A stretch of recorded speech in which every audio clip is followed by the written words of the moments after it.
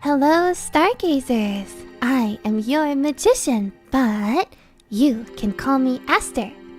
And today we are playing another one of Ebihime's games. Ebihime being the one who made It Gets So Lonely Here. Today we are playing The Mermaid of Zennor, which is a story about a girl whose older brother, unfortunately, gets a girlfriend and falls in love with someone else and starts to ignore her. Oh no.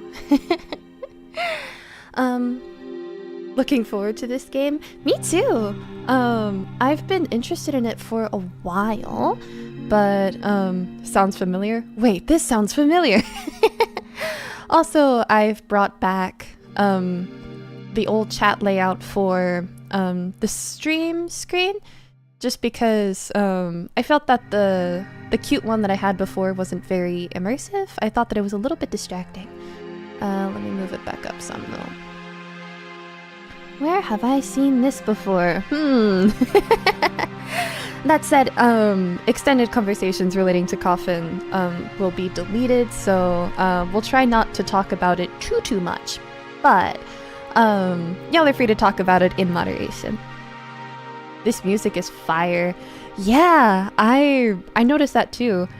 This game looks pretty dark. Not like a comedy or anything. Wait, I remember Oshiroko.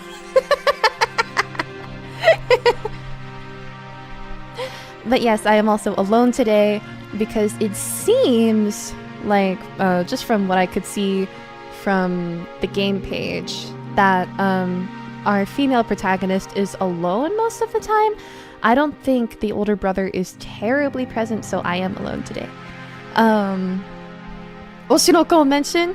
I actually got an Oshinoko key charm recently. I really like it. Horror game or romance? Certainly horror. Or between the two, it's more horror, but I certainly don't think it's romance. It looks quite dark. I didn't, actually, let me read off the content warnings. I feel like I should. Yeah, let me go pull them up. Alright. Mature content description. This visual novel contains ableist slurs, depictions of child neglect, and infrequent descriptions of violence. So it's not as bad as I thought, but I wasn't expecting the slurs. Obviously, I won't be reading them. Played this novel not too long ago. There's very little man voicing. I figured. Thank you. Alright. And with that, let us begin.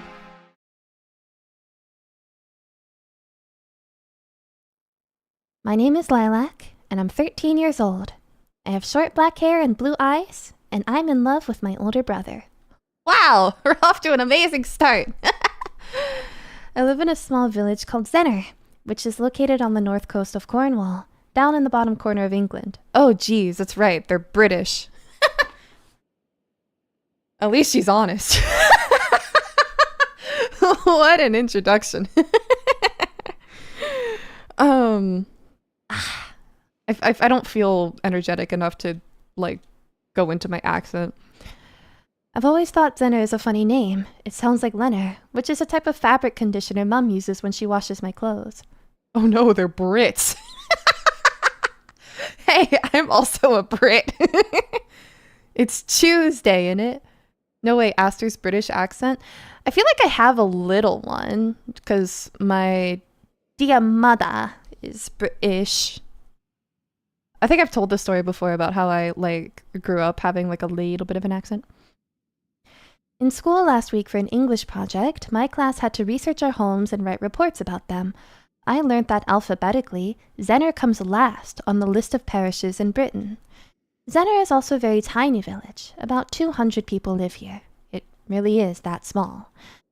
We don't have any proper shops, we don't have any cinemas, and we don't have any restaurants. We do have a church, though. It's an old-fashioned stone building with wooden pews. The church in Zennor is a bit famous, actually.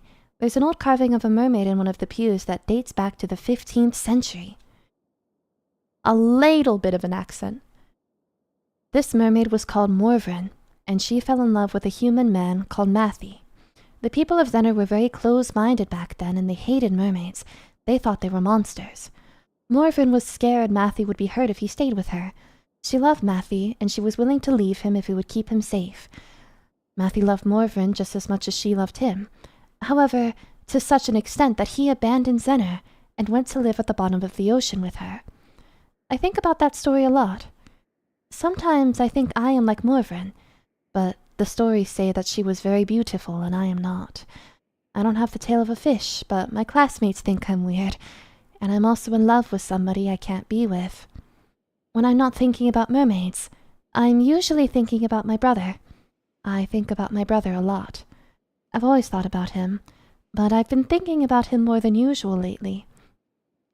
My brother doesn't live with me and my dad and my mother, who is not his mother anymore. He lives in London, and he goes to university there. He is a lot older than me. I am only 13, but my brother is 19. His name is Jesse, and he has black hair and blue eyes, and he is very tall. We have the same hair and eye color, but I do not think we look much alike. Jesse's always smiling while I always look sad. Jesse isn't my full brother. He's my father's son, but his mother died before I was born. I think Dad is still sad that his old wife died, though it happened 15 years ago. I wouldn't be surprised if he still loves her. When Dad talks about her, which isn't very often, he sounds very soft and gentle and un-dad-like. He says her name, Tegan, like it's some kind of charm or magical spell. Maybe that is why Dad isn't very nice to me or my mother. It is because my mother is not Jesse's mother, and I am not Jesse's real sister. I am just a half-formed, maybe, like Morvran, with her human torso and her fish's tail. I sometimes wish I was a mermaid. Then I'd have a nice singing voice, and I would be beautiful, and I could live in the water, and I wouldn't have to go to school. Then I remind myself that, if I was a mermaid, I wouldn't be Jesse's sister, and we wouldn't know each other, and he wouldn't love me, and I wouldn't love him, and what would be the point in that? Jesse's the only person who makes me happy. Without him, my life would be meaningless. It has been 2 months since Jesse went away to university, and I miss him a lot. This is a lot of text. Like, I get that it's a visual novel and there's a lot of text, but this is just like a lot of just like, boom, like words. He said that he would call me every single day. He promised, and I believed him, because Jesse always keeps his promises. Jesse's a good person. That's why everyone likes him. That is why I love him. But he hasn't called me nearly as often as he said he would. I wonder what he's doing right now. I don't know what London is like. I can't imagine it. I've never been to a city before, unless you count Penzance, and I don't think that is nearly as big as London. I've seen pictures of London on the internet. I know what the London Eye looks like in the Houses of Parliament and Big Ben. There are lots of old, tall buildings made of stone in London, and lots of new modern buildings made of glass. It looks busy.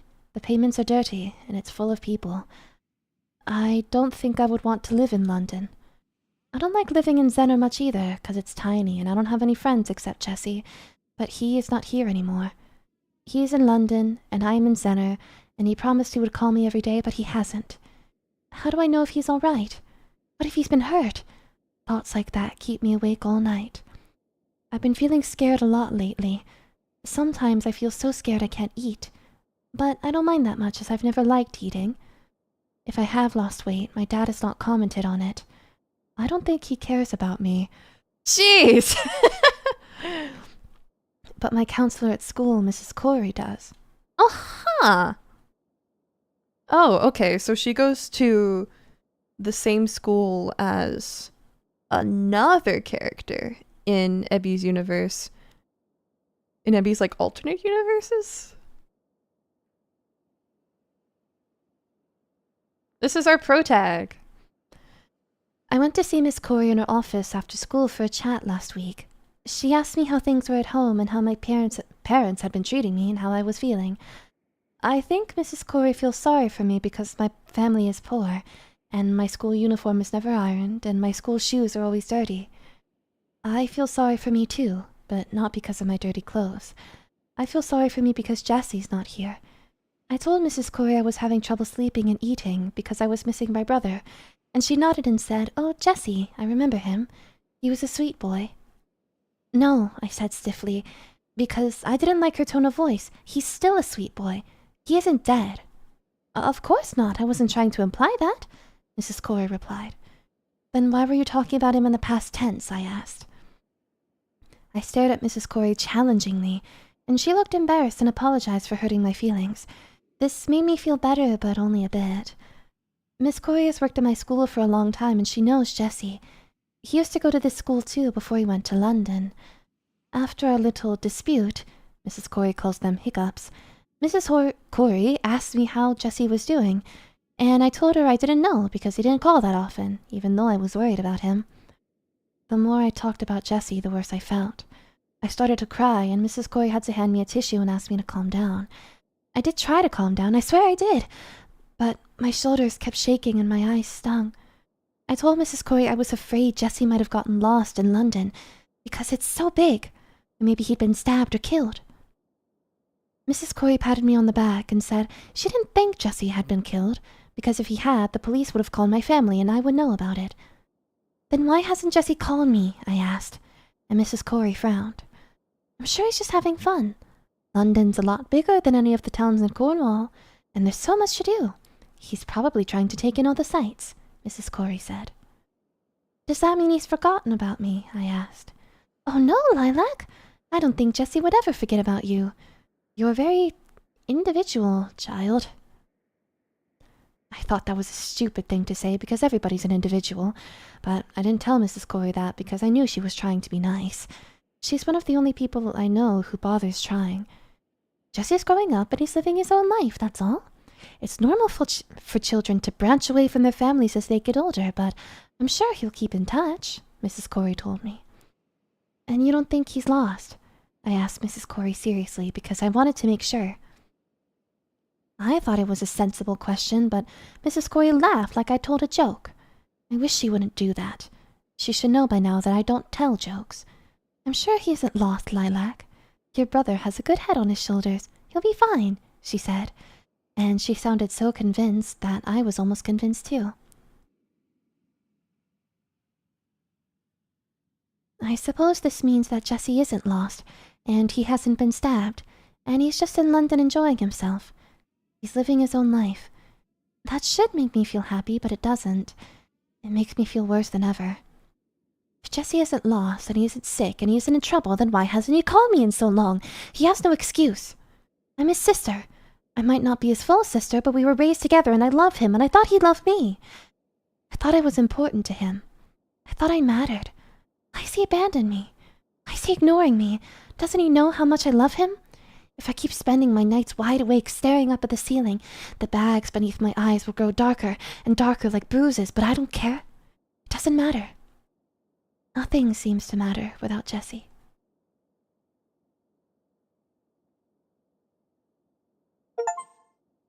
Another day.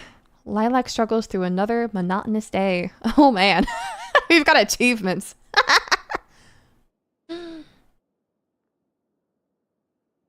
How big is the screen, actually? It seems like it's a little bit... Oh no, okay. I thought I was seeing wrong. Sheldon is correct. This absolutely started as a book. I wonder if it did. I actually don't know if Ebihime writes actual novels. I think she only writes visual novels. But, I mean, I could be wrong. I don't know. I hate taking the bus to school. I hate taking the bus to school more than I hate school itself, and I hate school a lot. I go to St. Ives School in St. Ives. It isn't, as Mrs. Lambert would say in that snooty way of hers, a very original name. I used to go to Trithel Primary, which wasn't so bad because the teachers were nice to me and I didn't get picked on as much. But now I go to St. Ives School and it is horrible. I hate the uniforms, and I hate the school dinners, and I hate most of the teachers, but I hate my classmates more than all of that put together.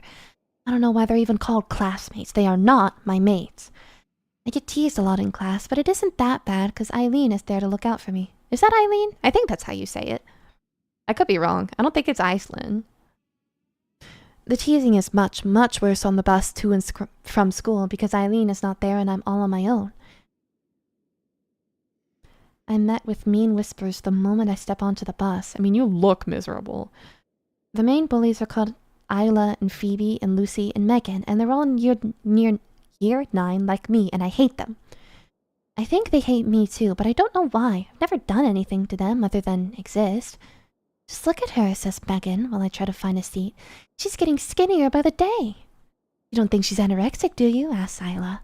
Of course not. She's just looking for attention, like always, says Lucy. Her clothes are so shabby, and look at her hair. It's so matted and greasy, says Phoebe. Does she even shower? She stinks, says Megan. Shh, she'll hear you, says Isla. Good. I want her to hear us. Maybe she'll start taking better care of herself, says Lucy. Isn't she ashamed to go outside looking like that, says Phoebe. Maybe she's too to know what shame is, says Megan.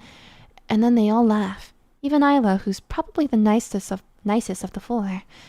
Isla's in my English class, and she once let me borrow a pencil when I lost mine. She didn't pull a face when I took the pencil from her, and she even smiled at me. She isn't smiling now, though. I slump down in my seat and rest my cheek against the window. It feels cool and relaxing against my face. I look at my reflection in the window. The windows of the bus are dirty, and the Lilac who looks back at me is distorted. Her reversed face is even grimier than mine. The sleeve of my blazer is grimy too, and it smells of bacon fat. I helped my mother make breakfast this morning, and the oil spattered down my front, and I didn't have enough time to change it. I thought my mother would thank me for helping her, but she didn't. She just sighed and tutted and said I was clumsy. Nice addition with the whistle. I'm not gonna say that. Are you kidding me? I lick my fingertip and start scrubbing the spot of grease, but it doesn't budge. I don't know what I was expecting. She's not saying anything, murmurs Lucy. Do you think she's crying? Asks Isla. Why don't you cry, Lilac? It might clean your dirty face, says Megan. I don't really feel like crying, so I don't. I wouldn't bother shedding tears over these idiots. Instead, I fantasize about taking a long, sharp knife and slitting Megan's throat. She'd probably bleed a lot if I did that. There's always a lot of blood when you cut someone's throat. Wow. The throat is one of the most vital places on the human body, and it's easier to aim for than the heart, which is protected by the ribs. This is very dark. Okay. It is what Mrs. Corey would call therapeutic. I do not think she would approve of this so-called coping method, though. I don't think so either. Mrs. Corey told me when people teased me I should try to count to 10 inside my head and try to picture a tranquil lake, but that never seems to work. It definitely does not stop me from being bullied. It's completely pointless. I really can't stand that girl. She's so freaky, says Lucy. She always stares at me too with this creepy look on her face, says Phoebe. Gross, says Lucy. And she smells, says Megan. Hey, Lilac, you hear that? You smell, says Megan. You could at least brush your teeth, you know, says Phoebe. Hey, since we're feeling so generous, why don't you take this, says Megan. But she does not say it, she shouts it. A scrunched up ball of foil and paper flies down the length of the bus and lands in my lap. Good aim. It's a very light projectile and it doesn't hurt, but it still takes me by surprise. I pick it up and unfold it, smoothing out the rough creases beneath my fingertips. It's the wrapper from a package of spearmint gum. Somebody must have chucked it. I'm used to that. People throw things at me a lot. A chewing gum wrapper is not worth worrying about. I've had much larger objects thrown in my direction before. The boys are usually more daring than the girls. PE bags are rather common, but so are footballs and bottles of soda. I was once hit in the head with a soda bottle. The top must have been screwed on loosely because it fell off and I was soaked from head to foot with sticky liquid. All the boys and girls laughed. The bus driver did not laugh. He glared at us in the rearview mirror and said, "I hope one of you is going to stay behind and clean that mess up, or I'll be having a strict word with your parents." He didn't seem too concerned about my welfare. He was more alarmed about the seats of his precious bus, which are ugly anyway. I crumpled the chewing gum wrapper up in my fingers and stashed it away inside my pocket. "Now what do you say? Why don't you thank us?" says Lucy. "As if. She never speaks to us," says Megan. What? These girls are so crazy. Like, she's just sitting there doing her own thing, and they're just like, we're gonna throw shit at her. She never talks to us, so we're just gonna throw shit at her. Why? Like, I don't know. I guess, like, I never faced bullying like this, so I don't have a good perspective on it. But, like, I still think that there's just so much, like, better things you could be doing with your time. "But that doesn't stop her from staring," says Phoebe. "What a weirdo," scoffs Lucy. "It's no wonder her brother left her," says Megan, and then she laughs. My fingers tighten into fists on my lap. The motions of the school bus knock my head against the window. I don't care what the bullies say about me or my parents, but I do care what they say about my brother. I care about Jesse more than I care about anything else in this world. How could they ever hope to understand a love like mine? I could try to explain it, but I know it wouldn't help. My bullies are too stupid and simple and narrow-minded to know what love is. They don't know anything, and they're wrong when they say that I smell. I do not. Not deliberately, at least. "Hey, Lilac, aren't you going to say anything? Are you dumb?" says Lucy or Megan or Phoebe or Isla, but at this point I can't tell them apart. I wish they'd all shut up. She never tries to defend herself. She's such a weirdo. Maybe she's too to understand what we're saying. Why does she have to go to our school anyway? Aren't there special schools for people like her? I'm sick and tired of seeing her every day. She's so depressing. Do you think she knows that she's a weirdo? How could she not know? It's so obvious. I fold my arms across my chest and look out of the window. The scenery speeds past. It goes by quickly, but it's not quick enough. I wish the bus driver would drive and drive and drive until all of Cornwall became a blur and everything around me disappeared. All the mocking laughter, all the cruel insults, all the nasty names, everything. I wouldn't mind if the driver put his foot down on the accelerator and drove this bus right off the side of a cliff. Everybody would die. All the people who are mean to me and all the people who aren't mean to me, but who sit there quietly while I am being bullied without defending me. Sometimes I think those people are even worse than the bullies. And the bus driver is worst of them all. He's supposed to be an adult, but he lets his classmates tease me without saying a word. Maybe he doesn't want to start a scene. Maybe he doesn't think it's worth it. Maybe he doesn't think I am worth it. Am I less than human to him? I must be less than human to the others, or they wouldn't treat me like this. Who wants to be insulted and harassed and called names? Mrs. Corey seems to think the bullying will stop if I remember to say please and thank you, but I think she's deluded. I do not always know how to respond appropriately in social situations, but I think a curt piss off would be justified in my case. Swearing does not stop the bullying either, though. I've already tried it. That's partially how I ended up with the counselor in the first place. None of my bullies have to speak to Miss Corey. It's only me, because I am the problem child. Sometimes I want to give my teachers and my parents and my bullies a real problem to contend with. What if I really did stab somebody? Then they'd be sorry. I wouldn't be sorry, though, because bullies do not deserve to live. That's why in fairy stories, the wicked witches are always made to wear red-hot shoes or thrown off cliffs. If my life was like a fairy story, these boys and girls would have died a long, long time ago. Remember the magic words, please, thank you, and step off, bitch. Okay, damn, call me back when everything goes terribly wrong. I feel like it's already gone pretty bad, but... When I step into my classroom that morning, 10 minutes before forum starts, I'm greeted with my friend Aislinn. Well, Aislinn thinks she's my friend, I'm not so sure about that. Aileen's a cheerful girl with very blonde hair and brown eyes. She has pierced ears and paints her nails, and her school bag has a fluffy pom-pom keychain hanging from the zipper. She's very soft and sweet. She smells soft and sweet too. I know this because sometimes she stands a bit too close to me and I can smell her.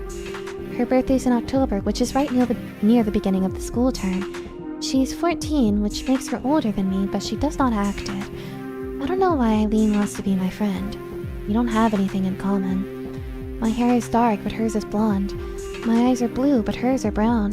She smiles a lot, she's very talkative, and most people like her. I'm quiet, and my form teacher, Mr. Penrose, says I look sullen and sulky most of the time and nobody likes me. I don't understand why Aislinn is so cheerful. To be honest, it gets on my nerves. I try to put up with her though, because if I didn't have Aislinn, I wouldn't have anybody, and then school really would be unbearable. I don't think of it as being two-faced. I'm being tactical. All military commanders would agree with my strategy. I think school is more dangerous than the battlefield. Hey Lilac, how you doing? Aislinn says. I'm fine, I say, after a pause. I didn't get much sleep last night, so I feel tired. And the sleeve of my school uniform is spotted with bacon fat. And I got teased on the bus on the way to school, but these are common occurrences. I'm used to them, and it doesn't really bother me. Aillinn's nosiness does bother me though, however. Are you sure you're fine? Aislinn asks, as though I'm so stupid I can't understand my own emotions, let alone anybody else's. You look tired. I woke up early and helped my mother make breakfast, I say. It's nice you want to help your mother, but shouldn't you look after yourself first? Aislinn asks. I don't mind, I tell her for what must be the dozenth time. Jesse used to help when he was at home, but now he's at university, so I have to help instead. Couldn't your father do it? It doesn't seem fair that you should work so hard. You're only 13, Aislinn exclaims. Life isn't fair, I say. I put my back on my lap and open it up. I remove my planner and my pencil case and arrange them neatly on my desk. I like things being neat and tidy. I hope Aislinn might get the idea and leave me alone, but she doesn't. She never does. Instead, she looks at me and frowns. Hey, Lilac, Aislinn says. Did you eat any breakfast today? How old is the brother? Our protagonist Lilac is 13 and the brother is 19. I shake my head. What does she care? Weren't you hungry? She asks. I shake my head again. Oh, it's a good thing I stopped by the supermarket on my way to school, Aislinn says, but she doesn't really say it. Aislinn has a light, lilting voice, and it often sounds like she's singing. Aislinn digs into her school bag, which is very pink and cute, and procures a slightly squashed ice finger, which is wrapped in a plastic bag. The ice finger is piped with pink icing, and some of the icing is smeared onto the sides of the bag. It doesn't look very appetizing. Is that for me? I ask. I was saving it for break, but I've already had two, Aislinn says. You should have the last one. You need it more than I do.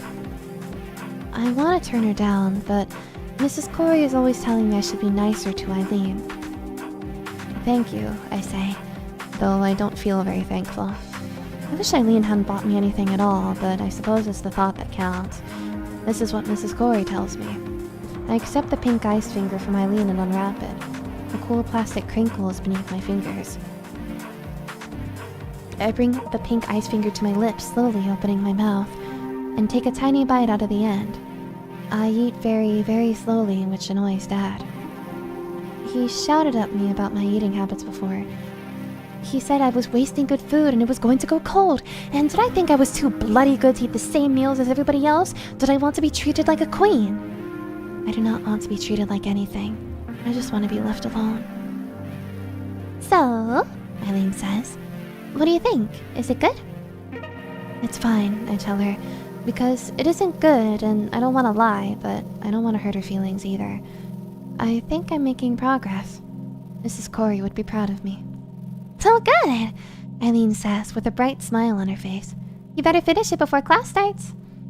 I'll do my best, I say dubiously, because there really is a lot of icing on this ice finger, and I don't like sweets very much. I don't like food much in general.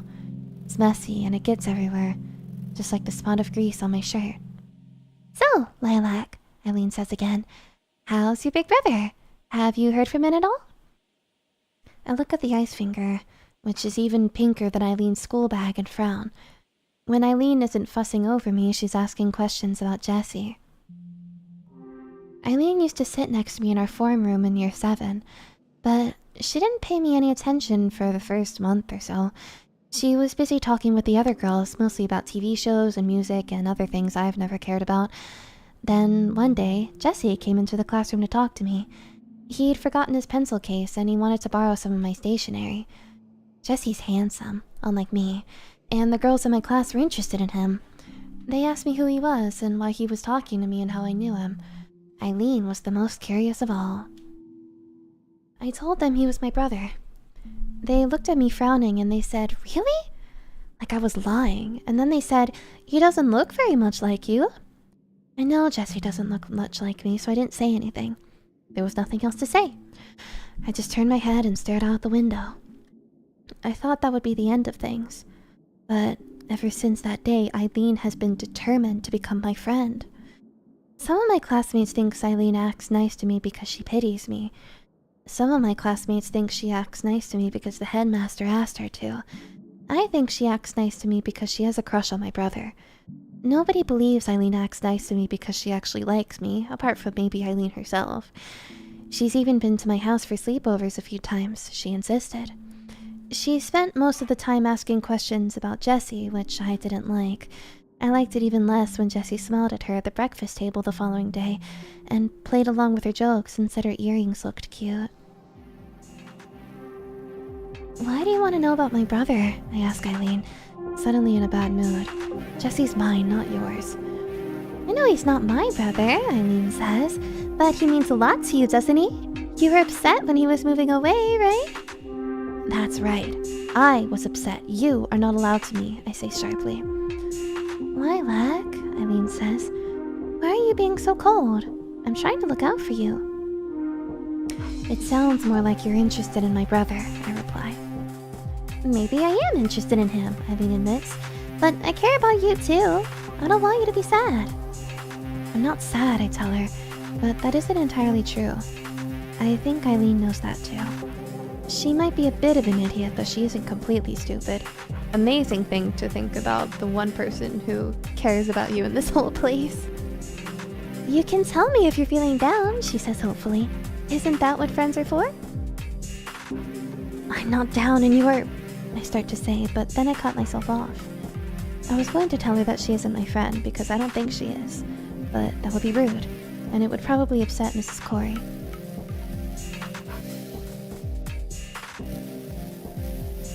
"Aislinn is one of the only girls in your class who talks to you," Mrs. Corey always tells me. "You should return her efforts. Don't push her away. I don't want you to be more isolated than you are already." I often think I'd rather be lonely than be pretend friends with a girl who's in love with my brother, but I like Mrs. Corey and I don't want to hurt her feelings. I don't really want to hurt Aislinn either. It isn't Eileen's fault that she's stupid and she has an annoying voice and she's in love with my brother. She can't help any of that.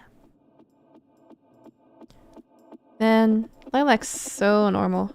She's such... I mean, she's a very interesting character. It's fine, I eventually tell Aislinn, my fingers picking at the pink icing of my bun. I'm fine. I don't want you to worry. But I do worry about you. You're my friend. We've been friends for 2 years, haven't we? I suppose we have, I say, blinking because Aislinn is right. It has been a long time. You're always so distant, Aislinn says. I want to help if there's something wrong, but I don't know if I can. You never talk to me. That's because you always do the talking, I tell her. Well, maybe you have a point, Aislinn says, and she laughs. My dad says I'm a huge chatterbox. I'm like my mom. I'm not like my mom. I'm like my dad. Oh? What do you mean? I make people around me unhappy.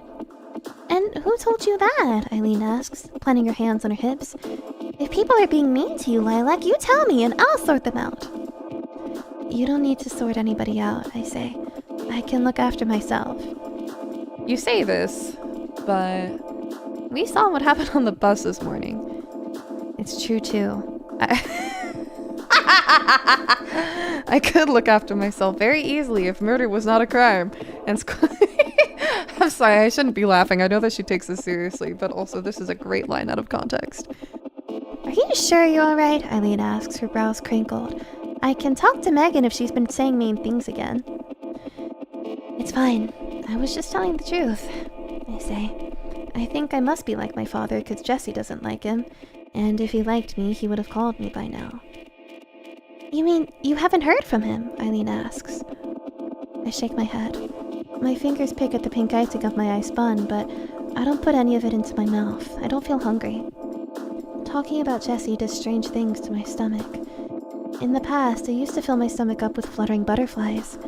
Now it makes me feel sick. Maybe he got tired of me, I say quietly, still dissecting my dessert with my fingertips. Mrs. Corey said he probably hadn't called because he was busy, but if he really loved me, he'd make time for me, wouldn't he? I keep picking at the ice bun. My fingertips are sticky and covered in pink, sugary slime, but I don't stop. Maybe he wanted to escape from me, I say. Maybe he wasn't just tired of Dad, but me too. I probably annoyed him a lot. Miss Corey says I can be rather difficult. I look at Aislinn. Am I difficult? I ask. I ask Aislinn because I have to. She's the only person in the school I can talk to other than Miss Corey, and though I doubt she'll give me decent advice, I know she won't laugh at me. You also know that "am I annoying you?" is a very manipulative question to ask. She isn't like Aislinn, Phoebe, and Lucy and Megan. Maybe Aislinn laughs at me behind my back with her other friends, but she doesn't do it to my face, unlike everybody else, which is kind of her. You can be difficult sometimes, but I think that makes you interesting, Aislinn says. I'm interesting, I ask. That's right, you're really funny. That's why I wanted to be your friend. I thought you wanted to be my friend because you like my brother, I retort. Well, I do like your brother, obviously, Aislinn says, her cheeks turning pink. But if I was only interested in him, I wouldn't keep talking to you, would I? I mean, he's at university now. I guess not, I say, because this is a valid point I haven't really thought about. I talk to you because I like talking to you, Aislinn says. I can't stand how mean the other girls are to you. It isn't fair. The world isn't fair, I tell her again, because it isn't. Maybe not, but I'm gonna stick by your side all the same. I care about you, Lilac. You can rely on me. And you can rely on your brother too, Aislinn declares. Do you really think so? I ask. I'm not sure why I value Aileen's opinion so very much. She is an idiot after all, but she's popular and most people like her, so she must know some things I don't. Maybe she isn't as stupid as she looks. I think so, Aislinn says firmly. I know how much Jesse cares about you. He's a nice person, and he won't abandon you. He wouldn't do that. You're just saying that because you like him, I say. I like him because he's a good person, Aislinn says. He's good-looking, too. He's 19, I tell Aislinn flatly. He's too old for you. He's also too old for you. And, I add inside my head, if you make a move on him, I will never talk to you ever, ever again, even if you're my only friend, because I love my brother much, much more than you could imagine, you idiot. Well, maybe, Aislinn says, her face turning pink again, as it often does whenever Jesse comes up. But he's your brother, right? You should know him even better than I do. I know him much, much better than you do, I tell her. Then you should know he'll always be there for you, no matter what, Aislinn says. That's why you shouldn't be sad. I'm sure he'll call you soon.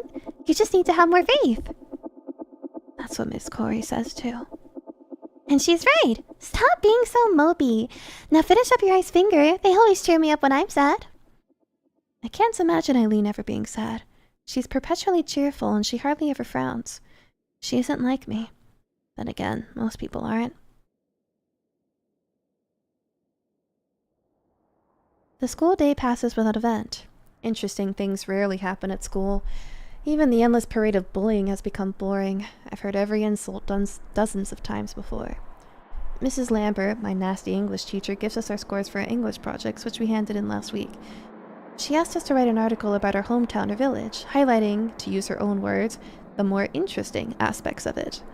As I live in Zennor, which is very small, there isn't much to write about. When I look Zennor up online, I learned that the famous writer D.H. Lawrence lived in Zennor for a while. Mrs. Lambert told me I should write about that, but I didn't feel like it. I thought D.H. Lawrence was boring, so I wrote about the Mermaid of Zennor instead.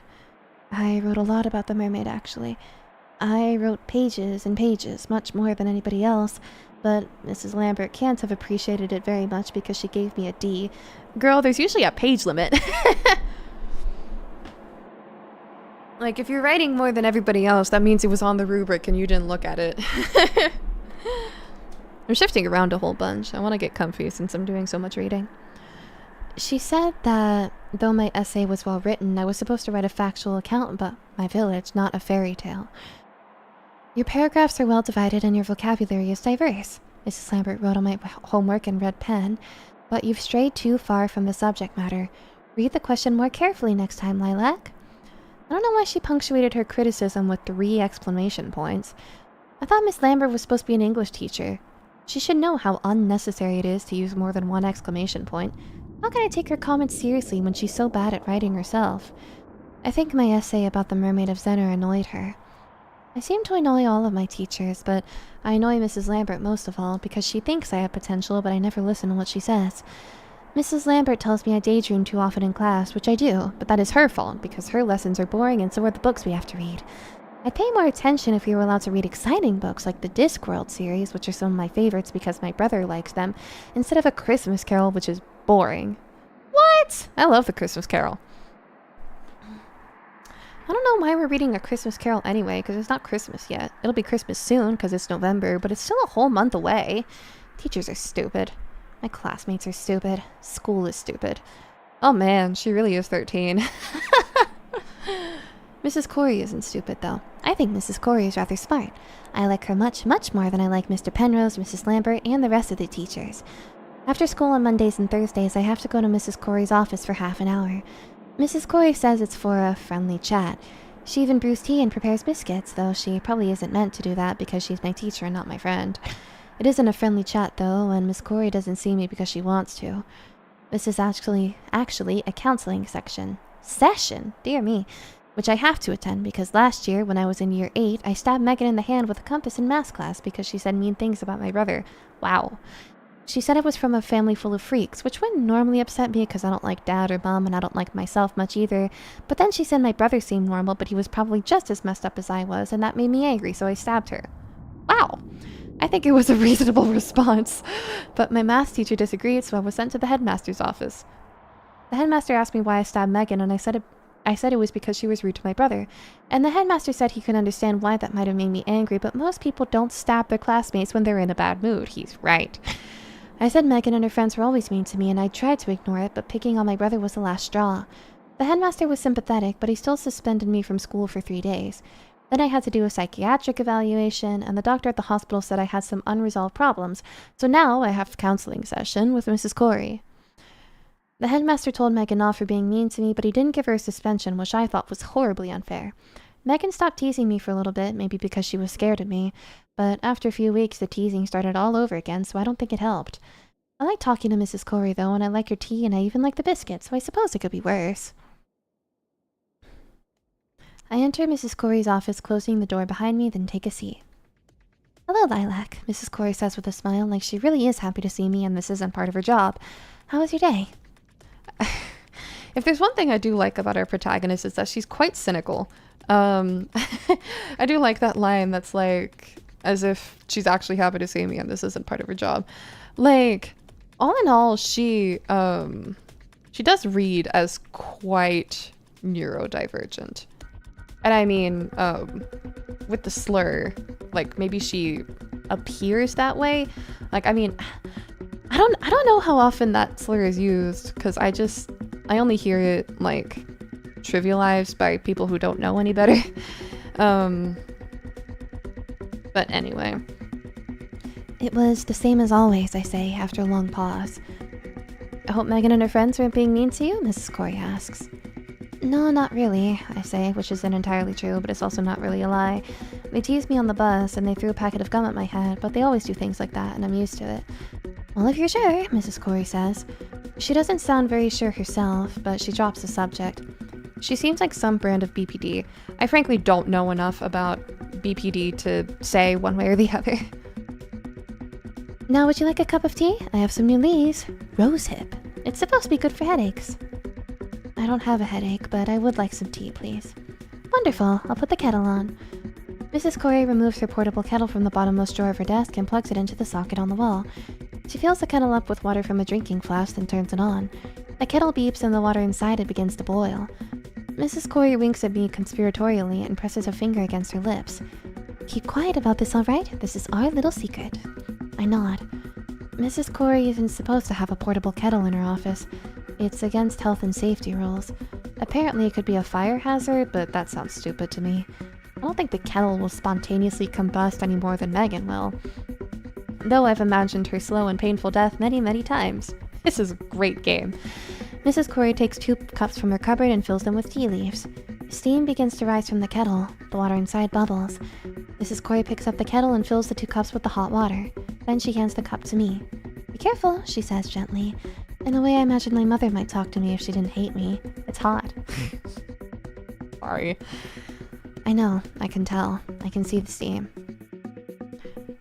I only say that from experience and knowing people with it, not to be an armchair doctor. No, I get it.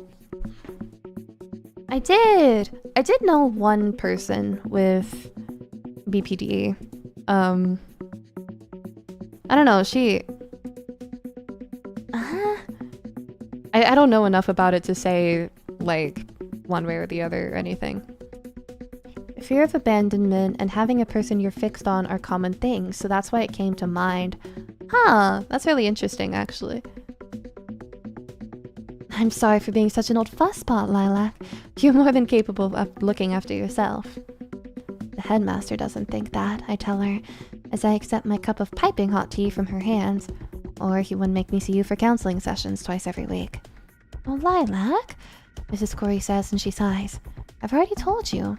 On paper, these might be counseling sessions, but I'd much prefer to sit and talk. Isn't that more relaxing?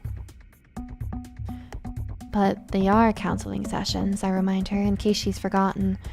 That's what the headmaster said. Well, they are, yes, Miss Corey says, but that doesn't mean we have to be so stiff and formal. Mrs. Corey looks at her cup of tea. She always drinks from a cup with the words "I love my mother" on it, which might have been a present from her son Sorab, whose photograph is on her desk, but I doubt it. Huh. There's some connections to other universes that I'm seeing. I've been playing a game, other Ebihuman games off stream, just because I'm like these games I just don't want to stream them, and also like they're not safe for YouTube.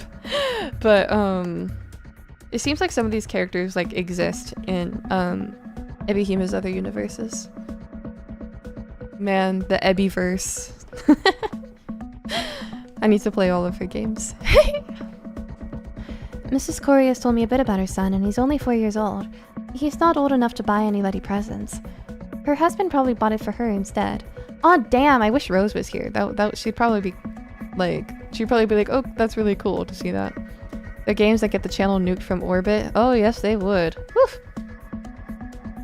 It must be nice, I think, to have a family who loves you, who buys you things.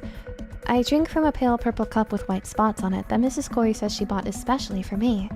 It's Lilac, she told me, when she first showed me the cup. Just like you. Don't you think it's adorable? I don't think things like cups are adorable because they're cold and made of ceramic, but I didn't want to tell Miss Corey I thought she was being silly because it probably hurt her feelings. The psychological examination I had to take in the hospital said I was unusually withdrawn and inexpressive for a girl my age. Apparently, this is because I am on the autistic spectrum. Ah! The doctor said my condition was quite evident, and he was surprised I hadn't been diagnosed at a younger age, but I didn't find it that surprising myself. My parents do not care enough about me to pay attention to me. Lilac, Miss Corey suddenly says, do you dislike our little chats? No, I don't. I like spending time with you. Well, that's a relief, Miss Corey says. I can't always tell with you. I'd hate to think that I was boring you. You're not boring, I reassure her, because even adults like Mrs. Corey need reassuring sometimes. You're nice to me, and you make me tea and you give me biscuits. I like that. Ah, yes, the biscuits! I almost forgot, Miss Corey says. She opens her magical drawer again where she keeps her cups and her kettle, and removes a packet of ginger nuts. I'm glad I'm not ginger like Maisie Potts in my class, or I'd probably get bullied even more than I do already. Here, take one, Miss Corey says, and I do. I pluck a ginger nut from the packet and start to eat. I don't like sweets very much, but I make an exception for Miss Corey's biscuits. I probably shouldn't have any myself, Mrs. Corey says, looking at the packet ruefully. You can take another, Lilac. Why? I ask her. Don't you like ginger nuts? I do, but I'm trying to lose weight. I've not been quite the same since Sorab was born, Mrs. Corey says. Miss Corey sounds like the goat, not gonna lie. She exists in other universes. I realized this when they brought up her son, and in other universes, she's a big sweetheart.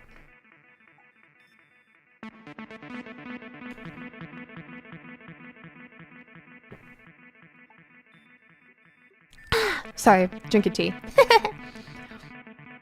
I look Mrs. Corey up and down, holding my biscuit in my fingers.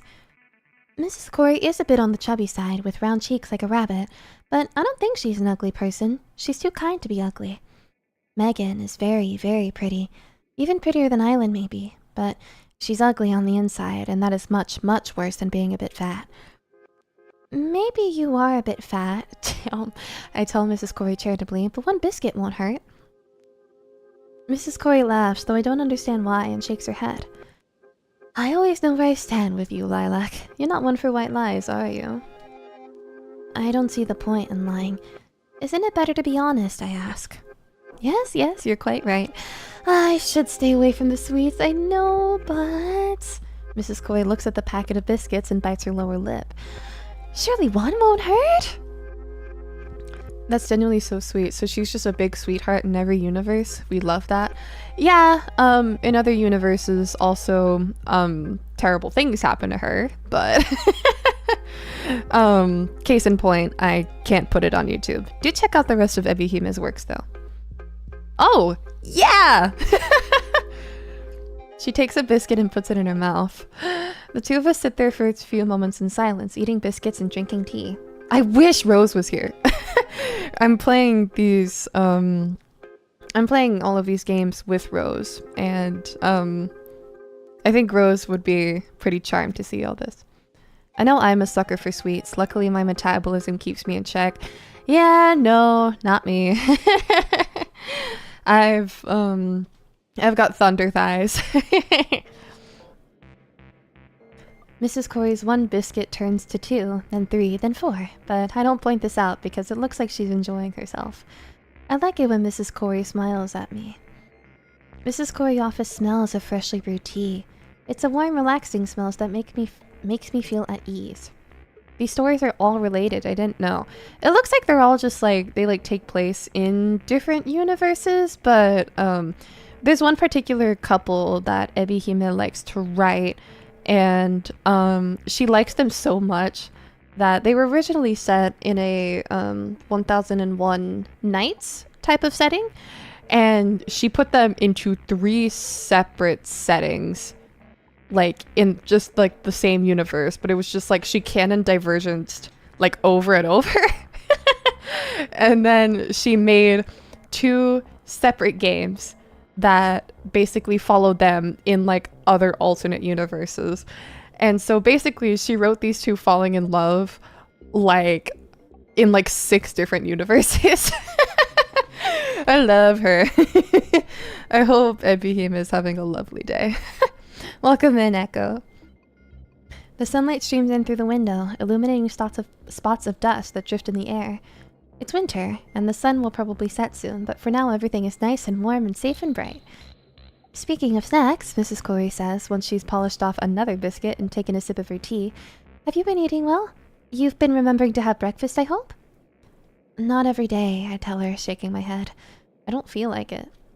Couldn't you eat something small, like a yogurt or a piece of fruit? Mrs. Corey asks. I don't like yogurts or fruit. Oh dear, what a picky girl you are. But you have no problem eating my biscuits, Mrs. Corey says. That's because I like being in your office, I tell her. It feels safe. I'm glad to hear that, Mrs. Corey says, but she's frowning and doesn't look very glad.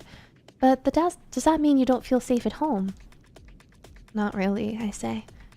Is your father still in a bad temper? Mrs. Corey asks. He's always in a bad temper. He doesn't shout at you, does he? Does he say cruel things or insult you? He used to scold me a lot, but he doesn't talk to me very much now.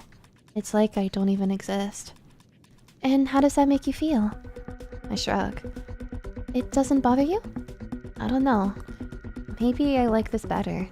At least it's quiet at home. Jeez, poor thing. But you don't feel safe there, Mrs. Corey asks. It isn't that I don't feel safe, I tell her, trying to puzzle my way through my own feelings. But home isn't a nice place. It doesn't feel right. Not since my brother left. I see, Mrs. Corey says with a small sigh. So you're still missing Jesse, are you? Of course I miss him, I say. I love him. Oh yes, I know how close the two of you were. It really is a shame that he had to leave, but I'm sure he's having fun in London, Mrs. Corey says, as though this'll make me feel better about his absence. It doesn't. It actually makes me feel worse. Is that why you haven't been eating? Are you worried about your brother? I nod. And what about your sleep schedule? Are you getting enough rest? I shake my head. I thought as much, Mrs. Corey says. You have such dark rings beneath your eyes. You look like a little panda. I'm surprised you don't fall asleep in class more often. I do fall asleep in class sometimes, I confess, but only in boring classes like English. Now, don't be so wicked toward poor Mrs. Lambert. She's doing her best, you know?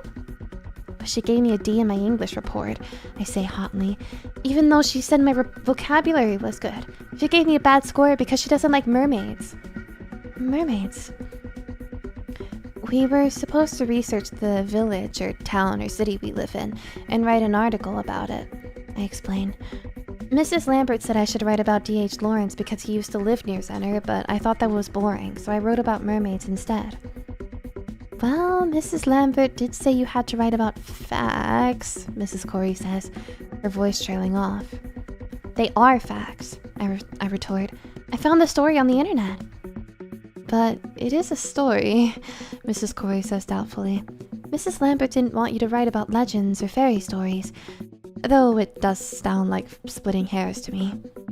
She's being harsh because she hates me because I fall asleep in class sometimes, I say crossly. Stupid cow. Oh, please don't say things like that, Lilac. What, cow? That's right, Mrs. Corey says.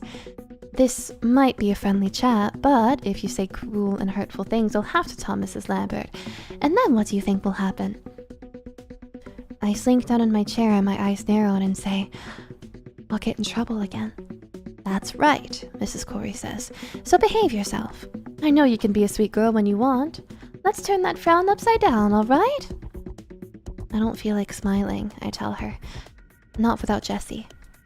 It sounds like his absence has really taken a toll on you, Mrs. Corey says. If you don't eat or sleep, you'll make yourself ill, and I'm sure Jesse wouldn't want that. If I got ill, it might make him come back quicker. He'll come back in due time. You don't need to cause yourself injury to make him care, honestly. You're pining after him like a lovesick puppy. I don't say anything because Mrs. Corey is probably right. I am pining for him, and I do feel lovesick. I can't tell her that, though. School counselors are so bad in my experiences. Yeah, same here. I haven't had many good experiences with school counselors. Frown upside down isn't something I've heard in a... Turn that frown upside down! School counselors are so bad, though. I mean, I know that they're just doing their job, but like, man... I had one experience with a school counselor, and it was with a couple of ex-friends, and they like spun a narrative against me. And the school counselor was like, well, hey, you should try and forgive your friends. And babes, I'm not gonna repeat it because I don't want to like trauma dump on y'all, but what they did was something like terrible. They did something horrible to me, and they were like, hey, counselor, she's not being very receptive to us. We want to be friends with her, and so we did this thing to get her attention. I will let y'all like imagine whatever you're thinking. It's pretty bad. And the counselor was like, well, you know, you should try to have more sympathy, and I was like, I don't wanna. Schools suck at resolving conflict fairly. Like, I get that they're doing their job. Like, I know that schools in general, like, a lot of the time are pretty underfunded. So it's just like, whatever happened, I'm so sorry. It's all in the past. I've, like, moved past it. But, like, looking back on it, I'm just like, damn! I can't believe that shit happened. I can't tell anybody how I feel about Jesse. Being a human is so exhausting. Why don't you try and look on the bright side, dear? Jesse isn't the only friend you have, Mrs. Corey says. I'm here for you now, as you know. And there's Aislinn too, isn't there? She's a nice girl. I don't know how I feel about Aislinn, I say. Don't you appreciate her company? Mrs. Corey asks. I've seen the two of you eating lunch together. You look quite pally. I don't mind if Aislinn wants to be my friend, but I don't know why she does. It bothers me, I say. We don't have anything in common. I'm sure she likes you because you're a nice girl, Mrs. Corey says, no matter what you might think. Who wouldn't want to be your friend? Isla and Phoebe and Lucy and Megan don't. Oh, well, they might be a bit too immature to understand you, Mrs. Corey says. She frowns. They have stopped teasing you, haven't they? If there were any problems, you would tell me, wouldn't you? Don't worry, I try to reassure Mrs. Corey. I won't stab Megan with a compass again. That wasn't what I meant, says Miss Corey with a sigh. But, well, if you insist there's nothing wrong, I won't pry. That's what I like about Mrs. Corey. She might ask me a lot of uncomfortable questions that I don't always know the answers to, but she stops if she can tell it's too much for me, and she never gets cross. I wish all adults were like her. No, I know you're missing Jesse, Mrs. Corey says, but you'll see him again soon. Until then, you should try and be nicer to Aislinn. If you push her away, you'll only make yourself feel more isolated. I know that, I say, and I frown because I don't hate Aislinn at all, even if I think she's stupid. But being with her doesn't make me miss Jesse less. In fact, being with Aislinn makes me think about Jesse more, because I know Aislinn has a crush on him, which isn't fair because he's my brother and she really should have asked for my permission first. I know Aislinn is a nice girl, and I know I'm not always nice to her, but I don't feel like being nice when Jesse isn't here. I wish Mrs. Corey would understand that, but nobody does. So I'll probably go for another hour or so.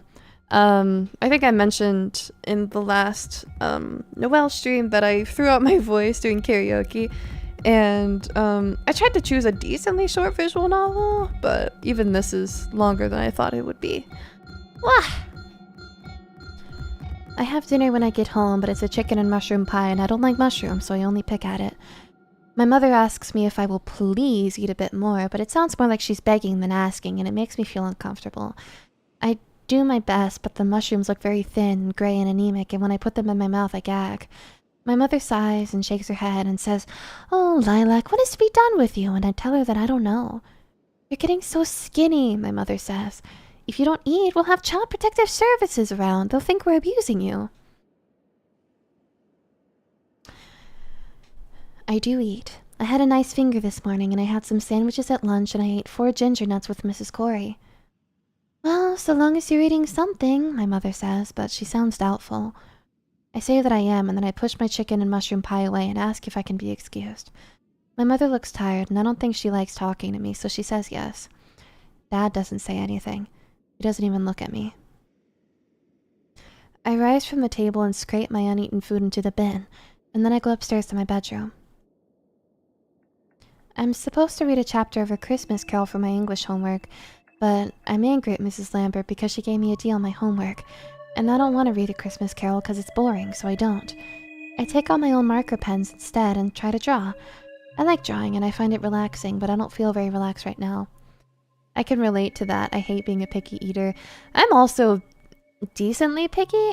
I went to Hot Pot today with some friends, a different Hot Pot place than usual, which was a bad idea because I am also neurodivergent. And as I have mentioned in the past, I can't eat, or I don't eat meat. I only eat fish, and all of the stuff that this place had on their menu had like some sort of meat in it. So I was like, okay, they have miso ramen.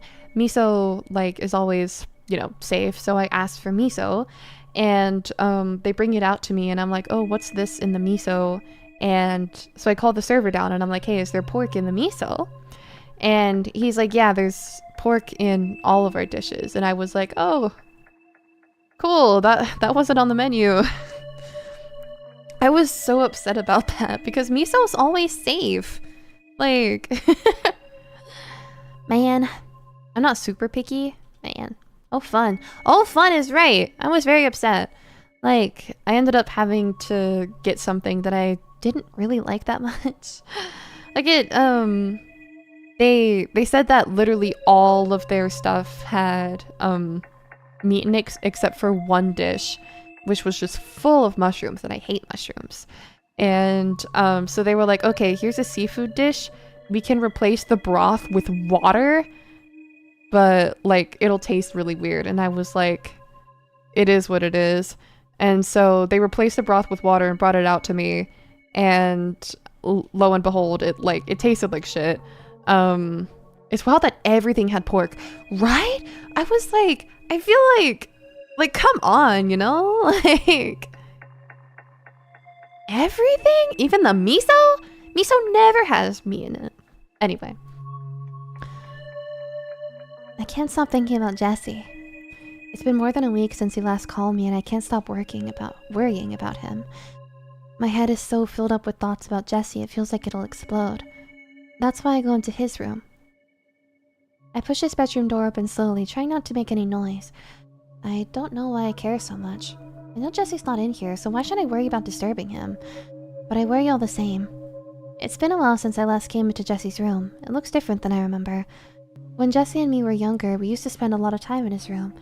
I'd sit on the edge of his bed and he'd tell me silly jokes, or he'd read me bits from his favorite Discworld books, or he'd play the guitar. Jesse plays the guitar because he's talented, unlike me. I couldn't play the guitar if I wanted to. I'm too clumsy. I don't really want to play the guitar though. I'm not interested in it. It's just a block of wood.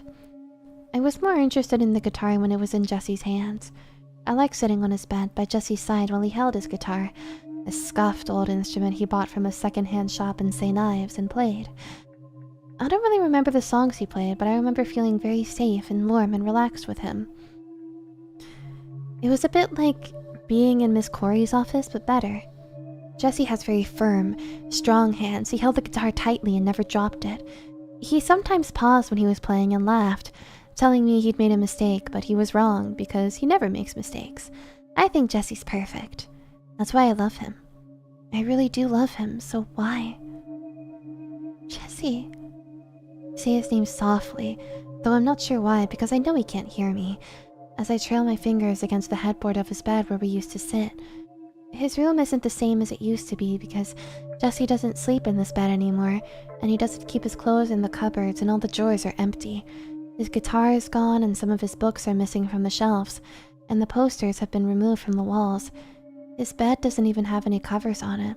There's just a mattress left, which feels hard and uncomfortable. He took everything to university. He took everything that's important to him, but left me behind. Aren't I more important than his guitar and his posters and his sheets? But I'm bigger in a guitar and some posters and his bed covers, and I'm heavier, and it'd be harder to bring me to London with him on the train. There are lots of logistical issues with my idea. It's not practical. But he could have tried. Now there are white rectangles on his walls where his posters were, and gaps in his bookcase where his favorite Discworld books were, and a pain in my heart where my big brother was. Why did he have to leave me when he has a perfectly nice bedroom here? It's much nicer than mine. I walk towards his wardrobe. My footsteps sound too loud and they hurt my ears. I reach out and take hold of the handle of his wardrobe door. I turn it, though I already know what'll be inside, and what am I expecting, really? Some of Jesse's clothes are still inside his wardrobe. His old white school shirts, which he wore when he went to St. Ives school, are hanging there like ghosts. So are his old, plain black school trousers, and a few sweaters, and a pair of trousers he bought from a charity shop in St. Ives that have always been too big for him. The rest of Jesse's clothes, his nice leather jacket that smells of pine, and his t-shirts with faded band logos, and his Converse trainers are gone. He took everything else and left me with nothing. He even took the photographs he used to have blue tacked on his wardrobe doors, of him with his guitar and me holding his hand, and the pair of us on a trip to an old castle back when Dad and Mom still took us on trips. They haven't in a while. Hello! Has to leave immediately. Yeah, this is, like, kind of creepy. What do I have to remember Jesse with now? The old cast-off clothes he doesn't want, and leftover blue tack on his wardrobe door where our faces used to be. Blue... Oh, like like the gum-like things. I forget what they're called. Y'all, when I was in first grade, my frontal lobe was not developed, and I dropped like a piece of gum. Like there was just gum sitting on the floor next to me, because I was in like first grade. Bye-bye. And I'm like sitting on the floor in first grade, and there was like a piece of gum on the floor. I don't know how it got there.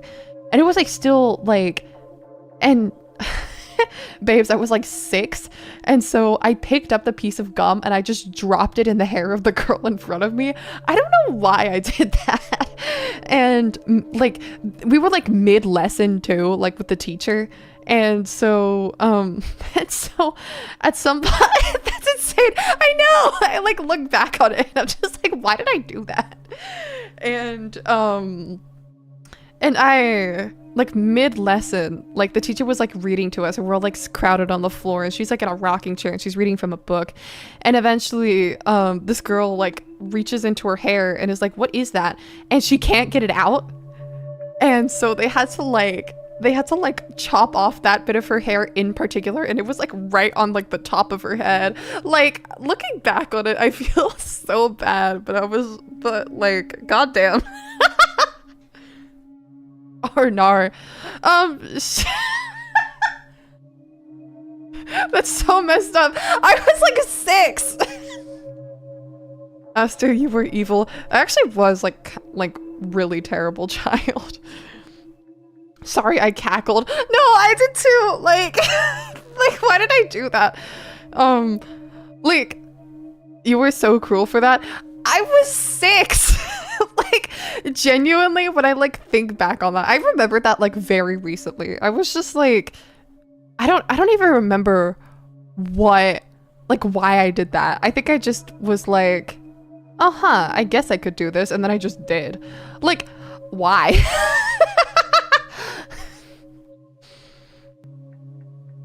I ended up like, I wonder if there were a lot more like terrible things that I did, because I always got like really bad conduct marks in elementary school. They stopped at some point, but the impulsive thoughts won. That as punishment, here's this. Lukai? Mrs. Corey told me I should be optimistic. She said I should focus on what I do have rather than what I don't have. That's easy for her to say.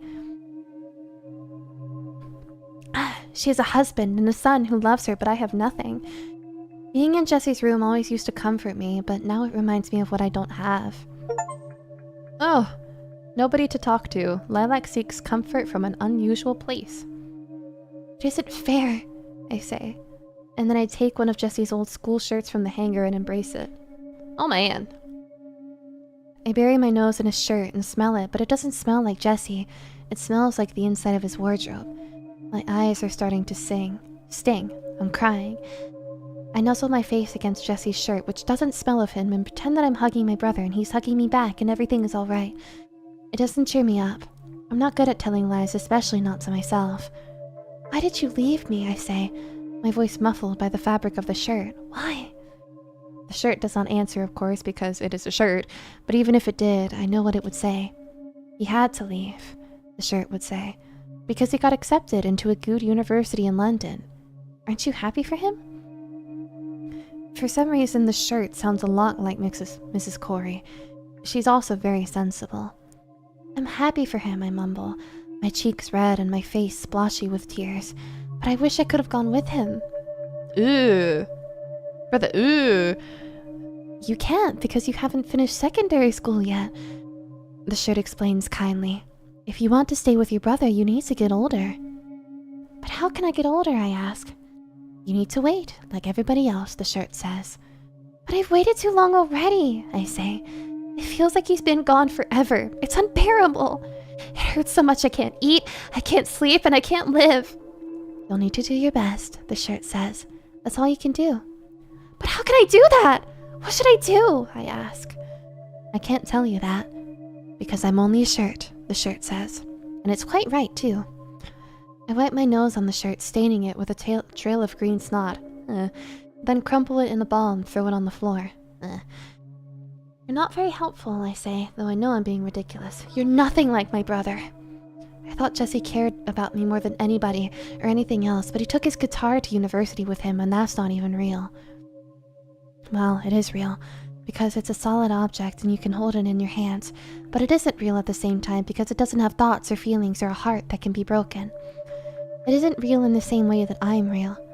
Sometimes I think maybe I'm not real, and sometimes I think maybe everybody else is not real, because how can I know they're not figments of my imagination? But I know Jesse's real.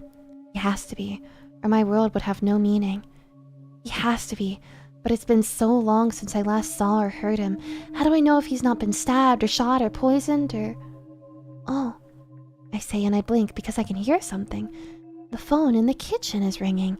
It could be Jesse. I can't sit here feeling sorry for myself. I need to answer as soon as possible. This is important.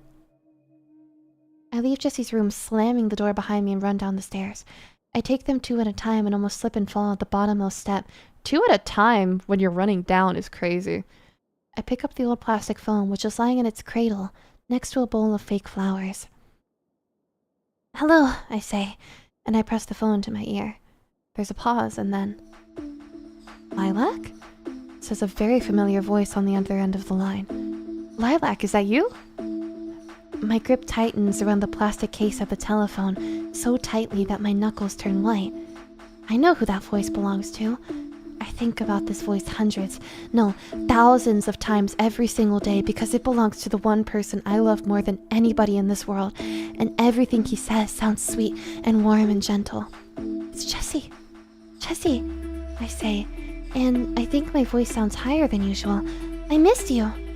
Hey, Lilac, Jesse says, and I can tell he's laughing. I miss you too. It feels like it's been a long time.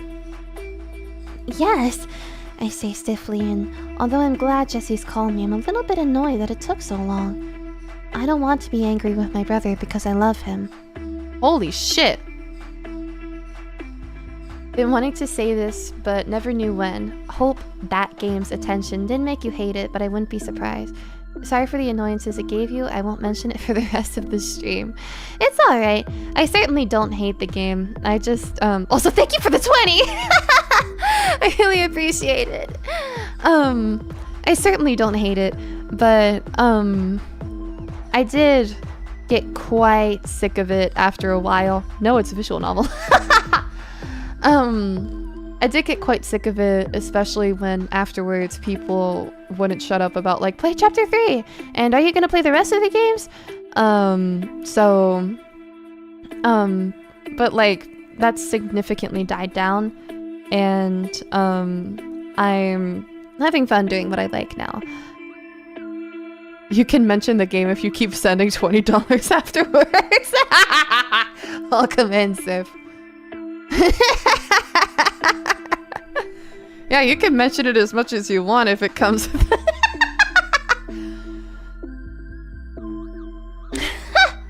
I don't want thank you for the 20. I don't want to be angry with my brother because I love him, and it isn't nice being angry with the person you love. But Mrs. Corey's always asking me how I feel, and she isn't even related to me. Jesse's my brother, even if he's only a half-brother, so he must care about me at least 50% more than Mrs. Corey does, and he must want to know how I feel. I don't want to keep this to myself. All the upset and resentment that's been building up inside me for the last week comes rushing to the surface. It's impossible to keep it in. It's been a long time, I tell Jesse, gripping the phone tighter and tighter, because you didn't call me when you said you would. I've been waiting for over a week. Yeah, I'm sorry about that, Lilac, Jesse says. I've just been so busy. I meant to call you, really, but I just had so much work to do. Jesse sounds guilty, and although part of me wants to stay mad at him, another part of me wants to tell him that it's all in the past, and I'd forgive him for anything because I love him. I think I would even forgive him if he stabbed me, because Jesse never does things without a good reason, so if he hurt me, I'd probably deserve it. Crazy! Is university difficult, I ask. It isn't all fun and games, Jesse says, but I'm coping, I guess. Probably shouldn't wait until the last minute to finish my assignments, though. Waiting until the last minute is bad, but I do that too. Then I get into trouble. Are you having a hard time, Lilac? Jesse asks, and his voice is so gentle that my heart feels like it's melting. It isn't too hard, I tell him. 'cause I don't want him to worry about me. You're probably having a harder time. What's London like? Big, Jesse says, and he laughs again. Jesse isn't like Dad, who's stony and silent, and he isn't like my mother, who's quiet and retiring. Jesse's loud, but not in an annoying way like Aislinn. He's almost always smiling, and he brings laughter with him wherever he goes. The house has felt a lot quieter and sadder and lonelier without him. You haven't gotten lost in London, have you? I ask him seriously. Once or twice, Jesse says, but I think he's lying. I can practically hear him squirming on the other end of the line. Once or twice, I say. Are you sure that's all? Ouch. You're not letting me catch a break, are you, Lil? Do you want to hear about my failures that badly? No, I tell him. I just want to know if you've been alright. Oh, so that's it. That's it, I tell him. Here I was thinking you were trying to take a dig at me. I should have known better. You'd never do anything so callous. So have you gotten lost? Oh, all the time in the beginning. Everybody says the underground's easy to navigate, but there's nothing like that in Cornwall, so I got a bit confused. I was late to my lectures on more than one occasion, Jesse confesses. I hope you didn't get in trouble. People are always late to uni lectures, Jesse says airily. It's how uni is. It isn't at all like school. Don't you get told off? Not really. I'd only be in trouble if I failed to hand in any of my papers. Other than that, it seems the profs don't care that much. Wow, I say, and I sigh. I wish Mrs. Lambert didn't care. Mrs. Lambert? She's still working in St. Ives? Jessie asks. Yes, she is, and I don't think she likes me very much. She's always picking on me. She gave me a D in my English homework because I didn't write about D.H. Lawrence, but that isn't my fault, he's boring. Nah, don't pay any attention to her, she's a silly old bat. She says I should act more like you, I tell Jessie, but that isn't possible, there's only one of you. And a good thing, too!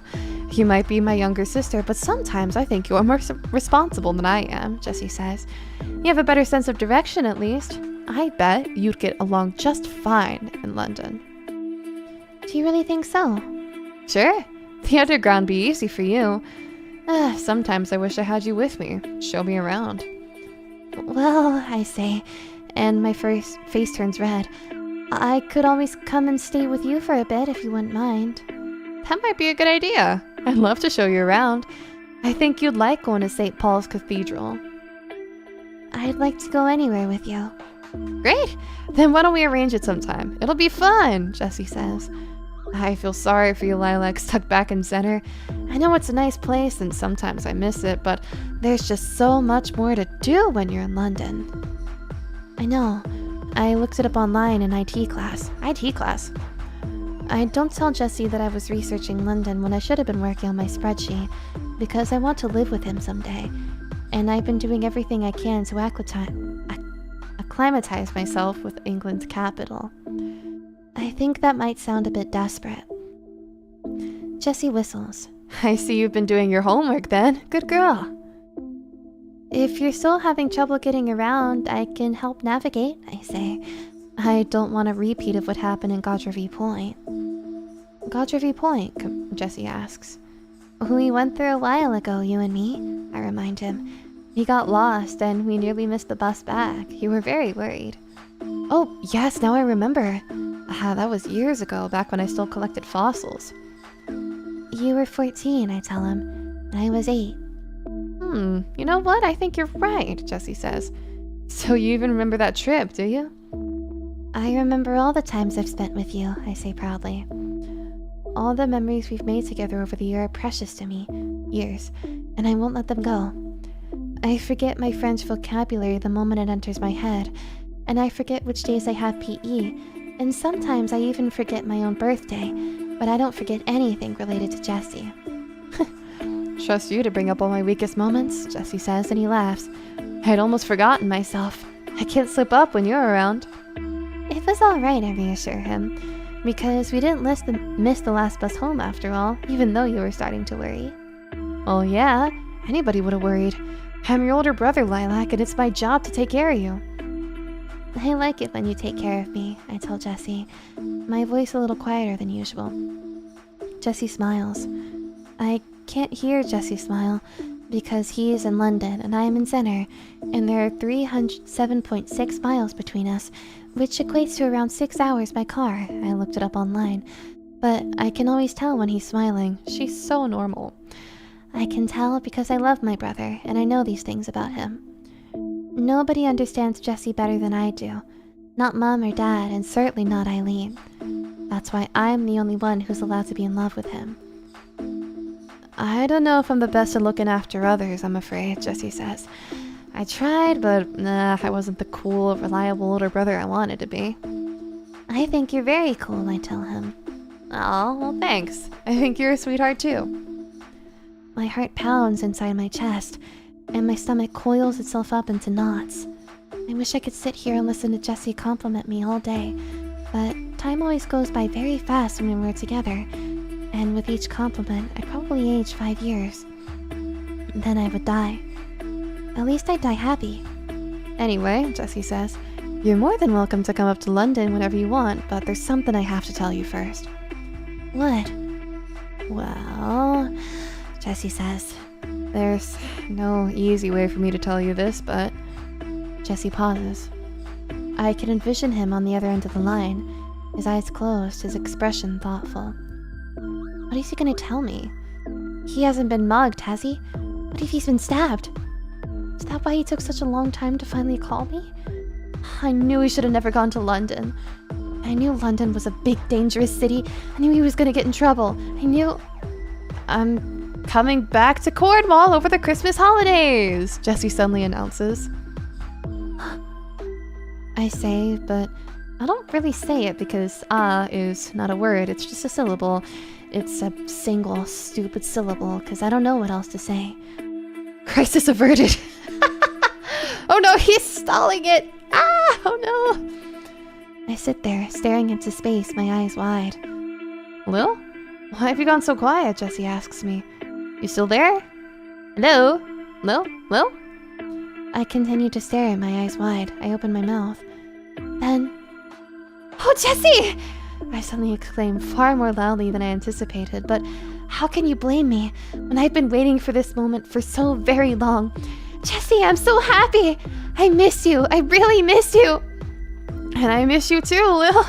Jesse says, and he's laughing, like he hasn't just granted me my most earnest wish.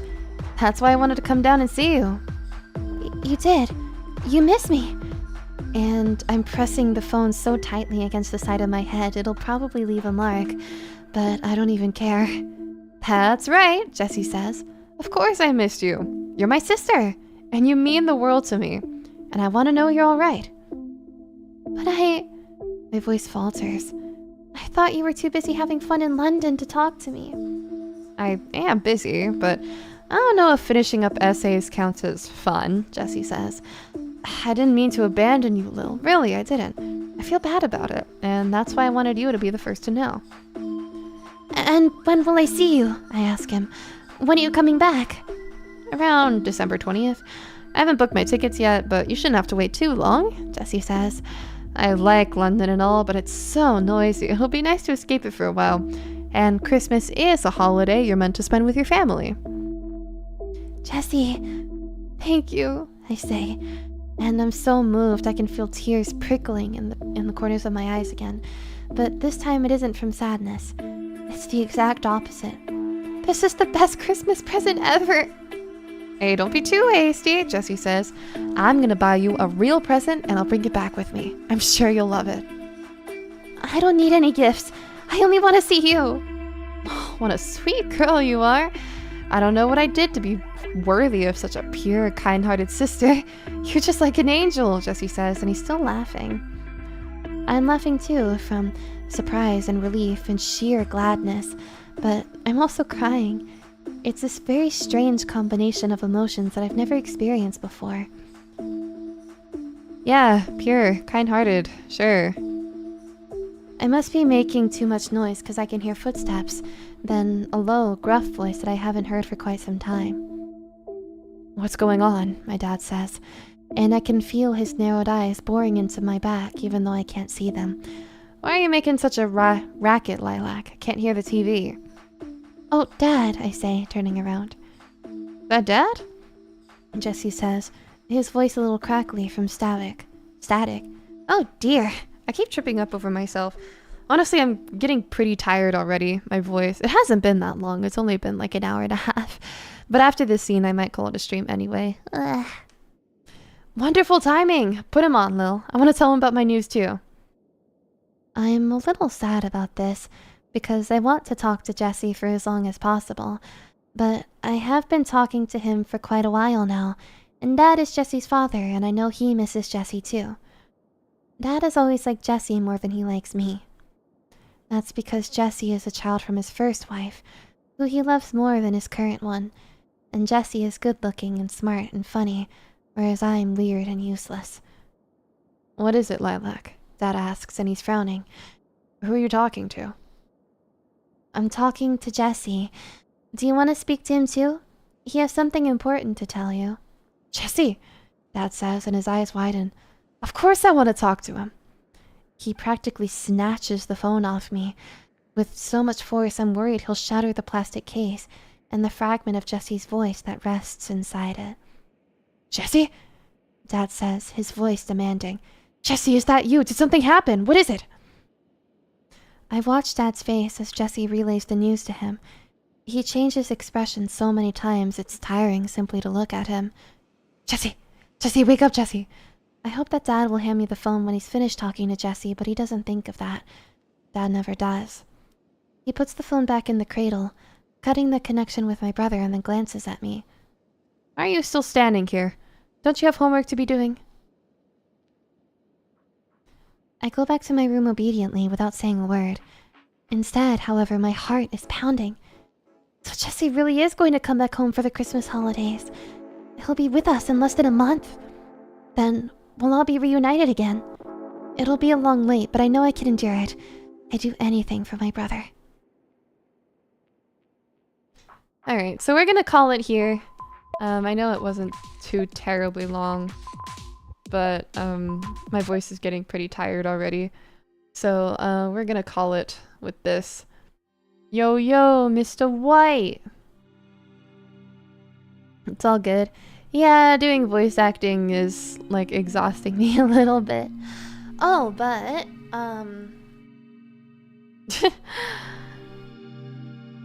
you've been hit by... You've been struck by... truck. Ow!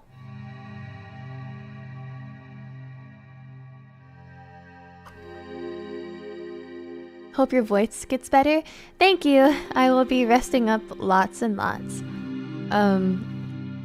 Frankly, I don't know why I chose to play a visual novel when I'm so tired. I should have done something else.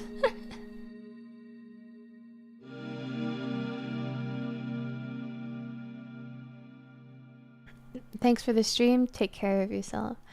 Yeah, come join the Discord. I might be playing rhythm games in there later. Anyway, thank you all so much for coming. And with that, I'll see you again next time. And good night.